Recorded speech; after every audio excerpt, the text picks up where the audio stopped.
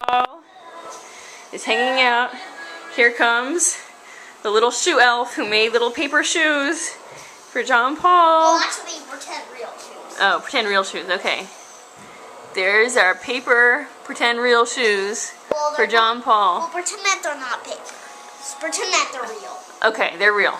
Okay, there goes the elf back into the hiding. What do you think, John Paul? You like your new shoes?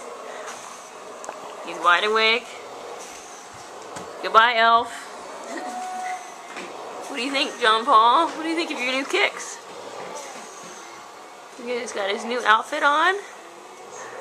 Thanks to the Moynihan's. And oh, there's his shoes. Hi, shoes. They might be a little small. We'll have to tell the shoe elf your size next time. Alright, see you, John Paul.